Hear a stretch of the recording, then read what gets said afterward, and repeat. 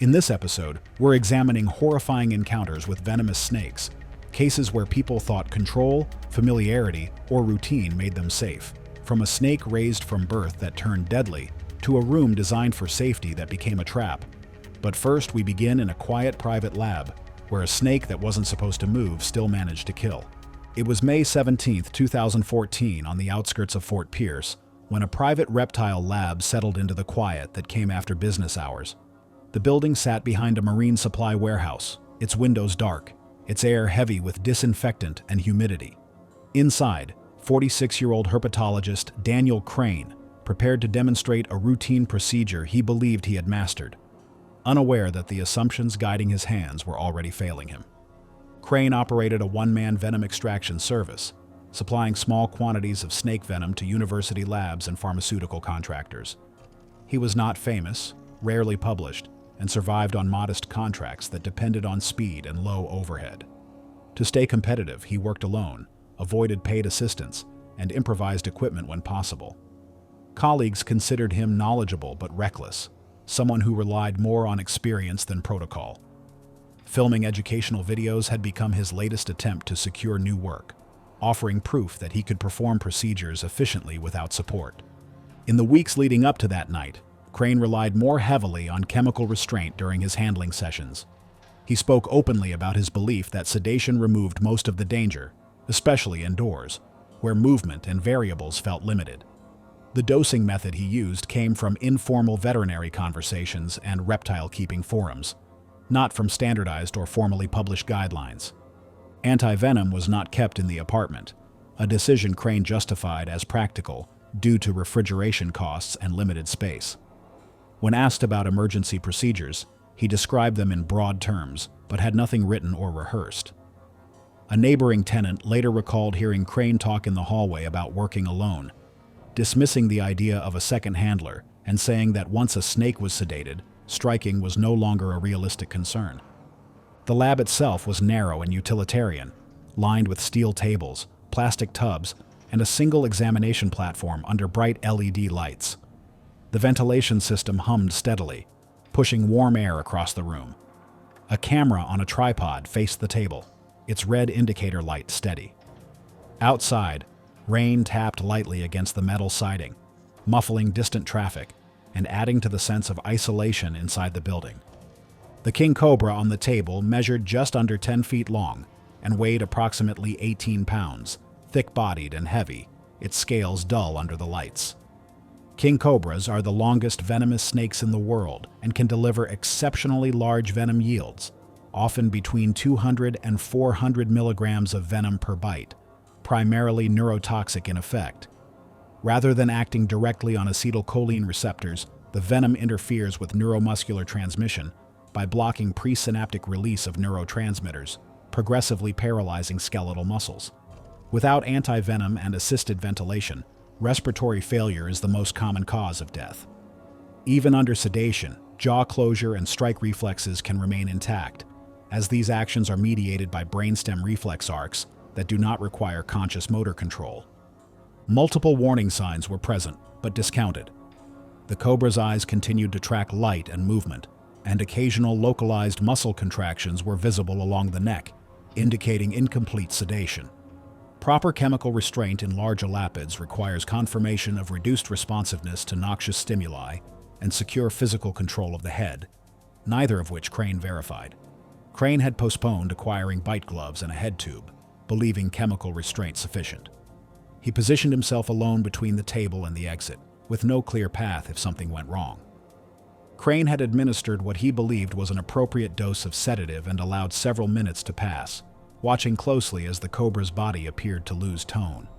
Its coils slackened against the work surface, and its head rested lower than before. He narrated calmly throughout, explaining that reduced muscle tension and the absence of hooding were signs the drug had taken effect. As he lifted sections of the snake's body, there was little resistance, reinforcing his confidence that the animal was functionally immobilized rather than merely subdued. The hood did not flare, and the cobra remained still enough to support his demonstration. To underscore his point for the camera, Krane raised the head slightly and rotated it to provide a clearer view of the jawline and eyes. His grip shifted to accommodate the angle, and in doing so, his thumb drifted closer to the mouth than he realized. Well within the strike range a cobra can still achieve through reflex alone, even when partially sedated. The response was instantaneous. Tactile stimulation near the mouth triggered a defensive bite without any visible warning. The jaws snapped shut, and the bite landed at the base of Krane's thumb. One fang penetrated deeply, the second grazing but still injecting venom, delivering a substantial dose during the brief contact. Krane jerked backward, upsetting a metal tray. He looked down at his hand, registering the puncture marks, and continued speaking, mistakenly assuming the sedation had limited the severity of the bite due to the lack of immediate pain. Over the next 30 to 40 minutes, his coordination deteriorated. Early neurotoxic symptoms emerged gradually, beginning with subtle hand weakness and slowed speech as neuromuscular transmission failed. Bilateral ptosis developed, followed by progressive neck weakness that caused his head to droop forward. He attempted to steady himself against the table, leaving faint smears of blood where his thumb brushed the surface. The camera continued recording, capturing his uneven movements and the increasing effort required to maintain posture. At approximately 1 hour post-bite, Krane's breathing became shallow and labored. As diaphragmatic strength declined, he relied increasingly on accessory muscles in the neck and shoulders, producing visibly strained, rapid inhalations. His speech became barely intelligible as facial and tongue muscles weakened, impairing articulation. He attempted to sit, missed the chair, and collapsed onto his side, striking the tripod as he fell. The camera tipped but remained recording, now angled toward the floor. Krane lay partially in frame, chest rising irregularly. The cobra remained on the table, unmoving, still sedated and no longer reactive. Krane attempted to vocalize, but progressive paralysis of the laryngeal and respiratory muscles reduced sound to faint exhalations.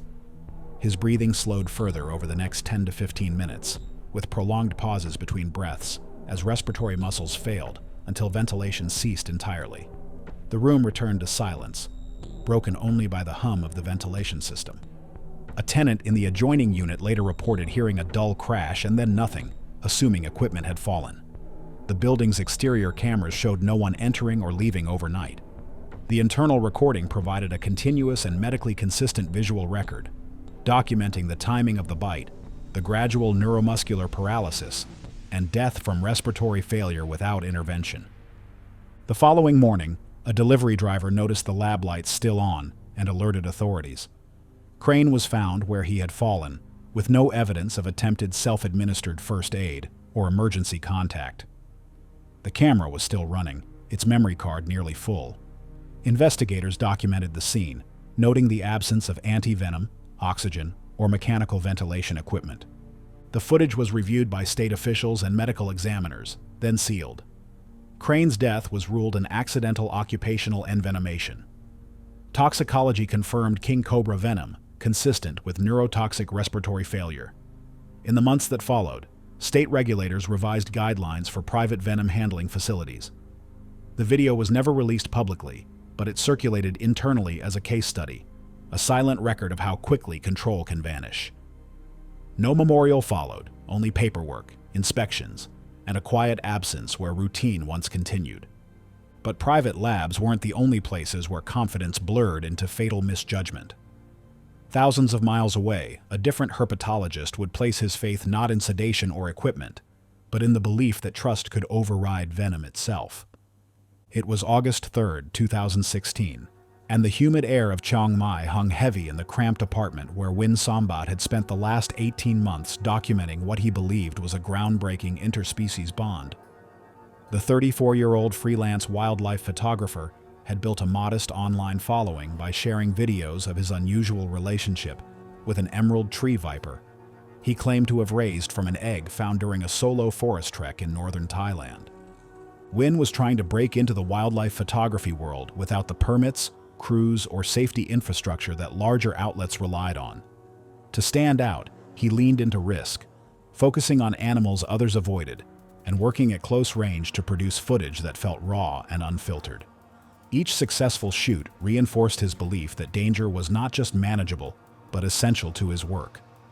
His interest in herpetology developed informally through online forums, field guides, and long discussions with hobbyists who framed venomous reptiles as controllable through repeated handling. He adopted their language and basic behavioral ideas with confidence, despite lacking the caution and structure emphasized in formal training. Each handling session that ended without a bite reinforced his approach.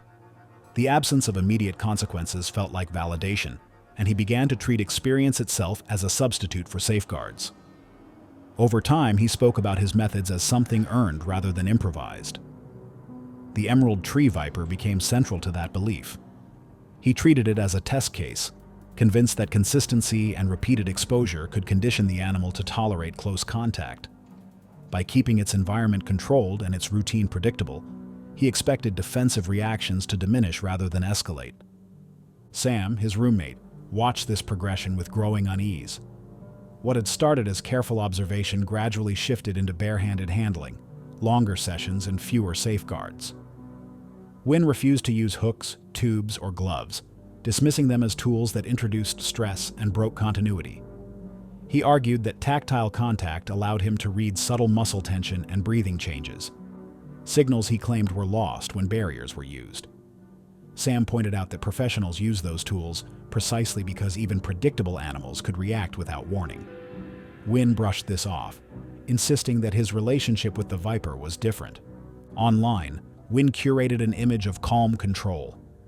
His videos showed the emerald tree viper loosely coiled around his forearms or shoulders, while he spoke directly to viewers about trust, habituation, and mutual tolerance. He framed the snake as responsive rather than reactive, emphasizing moments when it remained still instead of striking. Comments praising his composure and courage fed into his belief that he was doing something new, something others were too cautious to attempt. Critical feedback was ignored or deleted, dismissed as fear-driven or outdated thinking. Inside the apartment, one room had been fully converted to house his reptiles. Heat lamps ran constantly, and multiple terrariums lined the walls, filling the space with warm, stagnant air heavy with moisture. The environment mimicked a tropical understory, dim, humid, and enclosed. The emerald tree viper's enclosure dominated the room, its glass panels frequently fogged over, making it difficult to see inside at a glance. Artificial vines crisscrossed the interior, providing elevated perches consistent with the species' arboreal habits. Emerald tree vipers are small to medium arboreal pit vipers native to Southeast Asia, typically reaching 2 to 3 feet in length.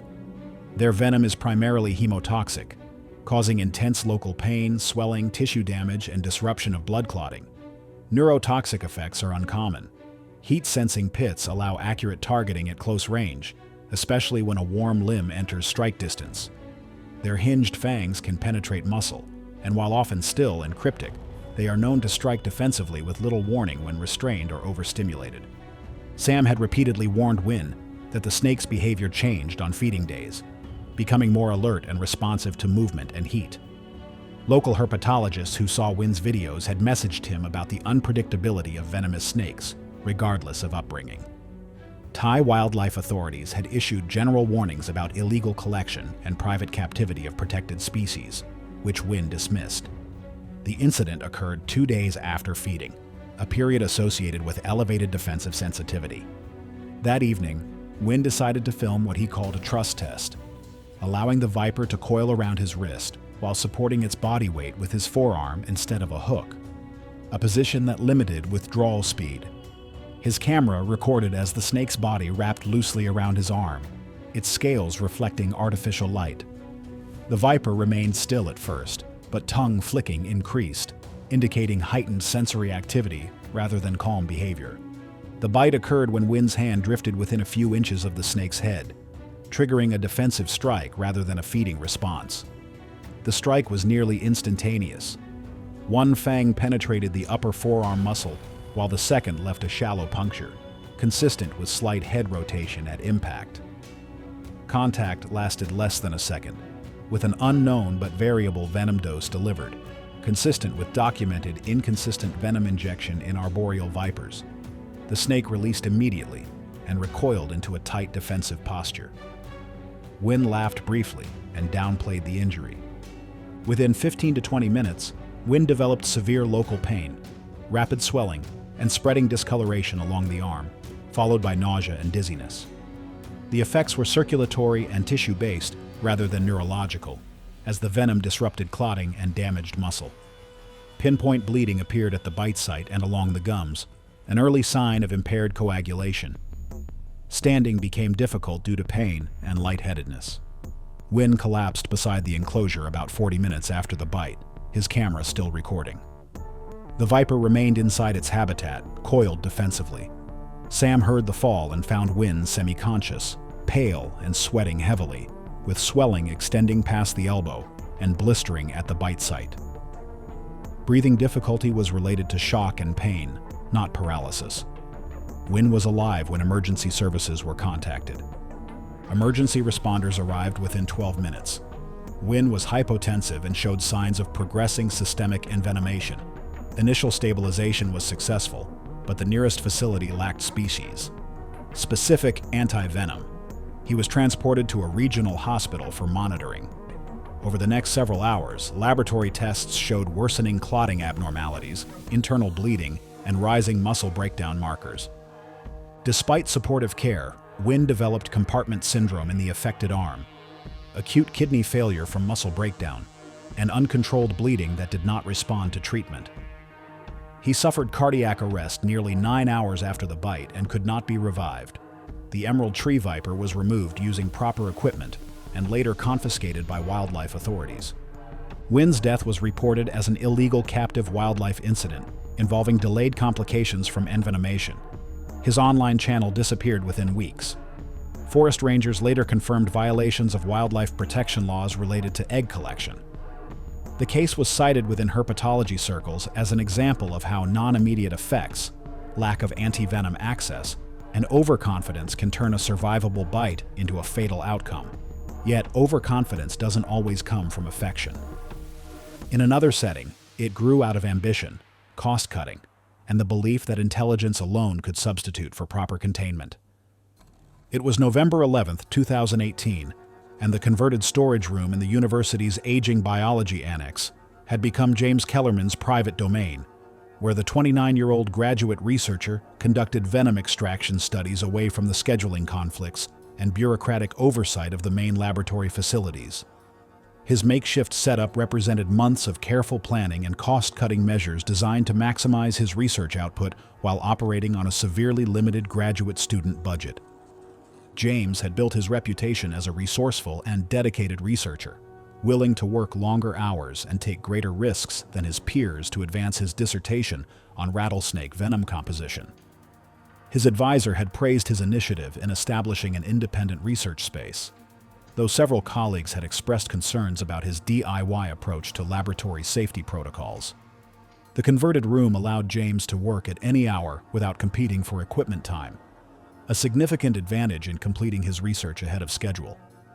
His decision to construct his own shelving system using basic hardware store materials had saved nearly $3,000 in grant funding, money he redirected toward acquiring additional specimens for his study. The open-front plastic tubs he used for snake storage provided what he considered quick access for venom extraction procedures. But this design violated standard containment practices, requiring secondary barriers and locked enclosures for venomous reptiles. James had dismissed these concerns as bureaucratic overcaution that would slow his research progress. The cramped annex room contained floor-to-ceiling shelving units mounted to drywall with standard toggle bolts, supporting dozens of plastic containers housing various rattlesnake species. Fluorescent lighting cast harsh shadows across the cluttered workspace, while the constant hum of heating elements maintained proper temperatures for the cold-blooded occupants. The air carried the distinctive musty odor of snake substrate, mixed with the antiseptic smell of laboratory chemicals. Rattlesnakes are highly venomous pit vipers capable of delivering primarily hemotoxic venom, with cytotoxic effects through hollow fangs that can penetrate clothing and light footwear. Adult specimens possess extremely rapid strike speeds, often measured in fractions of a second, and can accurately target heat signatures from distances up to half to two-thirds of their body length. Their venom causes severe localized tissue damage, disruption of blood clotting mechanisms, hypotension, and systemic toxicity, with large adult western diamondbacks typically delivering between 100 and 300 milligrams of venom per bite, depending on snake size and defensive intensity. Multiple colleagues had warned James about the instability of his homemade shelving system, noting visible sagging in the upper shelves and loose wall anchors that had begun pulling away from the drywall. The university's safety inspector had scheduled a formal review of his setup for the following week, but James had been confident that his system would pass inspection with minor modifications. Campus safety bulletins had also circulated reminders about secondary containment after several unrelated venomous snake incidents nationwide, though James attributed those cases to inexperience rather than infrastructure failure. That evening, James had decided to give an informal tour of his laboratory to two visiting graduate students from Arizona State University, eager to demonstrate the efficiency of his research setup. His enthusiasm for showing off his work led him to lean casually against one of the shelving units while explaining his specimen organization system, placing lateral stress on wall anchors already weakened by months of load strain and vibration. The wall anchor failure was sudden and catastrophic, tearing through the drywall as the entire shelving unit collapsed forward. Dozens of plastic containers crashed to the floor, several lids popping partially or fully open on impact, spilling adult rattlesnakes across the laboratory space. James's immediate panic caused him to step backward rapidly, his feet slipping on scattered substrate material and shed snake skins that covered the floor. The first bite struck his left calf as he fell, a 4-foot western diamondback rattlesnake striking defensively at the sudden movement and vibration. The snake's fangs penetrated through his jeans, injecting an estimated 150 to 200 milligrams of venom deep into the muscle tissue. A second snake, coiled near the fallen containers, struck at his upper thigh as he thrashed on the ground, its defensive response triggered by continued movement and body heat. James's attempts to crawl toward the door were hampered by immediate intense pain, rapid swelling, and muscle weakness, as multiple agitated snakes occupied his escape path. As James dragged himself across the floor, a third rattlesnake struck his lower flank near the hip, its fangs penetrating the fabric of his shirt and delivering venom into soft tissue. Defensive strikes in such scenarios commonly target areas closest to movement and heat, rather than the torso centerline. The visiting students fled the room immediately after the shelving collapse, calling emergency services from the hallway while James's cries echoed from the sealed laboratory. Within 10 to 15 minutes, pronounced swelling developed at each bite site, followed by nausea, dizziness, and a sudden drop in blood pressure as venom entered systemic circulation. Oozing blood appeared at puncture sites and along minor abrasions, indicating early coagulopathy. James remained conscious for approximately 20 to 30 minutes after the first bite, his speech becoming slurred as hypotension worsened and clotting function deteriorated. The security cameras he had installed to document experiments captured the collapse, providing investigators with clear evidence of the structural failure and subsequent defensive strikes. Emergency responders arrived within 20 minutes, but were unable to enter safely due to the presence of multiple loose venomous snakes and the risk of additional envenomation. Specialized animal control teams required an additional 25 to 30 minutes to secure the laboratory and contain the snakes before James could be reached. By that time, the combined effects of multiple envenomations, uncontrolled internal bleeding, severe tissue damage, and circulatory collapse had proven fatal. The university immediately sealed the security footage, releasing it only to safety investigators who used the incident to revise laboratory containment and supervision requirements. James's thesis work was quietly reassigned without public acknowledgement of the circumstances. The incident received only brief mention in a local academic bulletin, with no newspaper coverage or public discussion of the safety failures that led to the tragedy. The university dismantled the makeshift laboratory and implemented new requirements for supervised venomous species research, though these changes were never directly linked to James's death in official communications. Thanks for watching. Click the next video to see how ordinary encounters with wild animals can spiral into fatal mistakes when instinct and reality collide.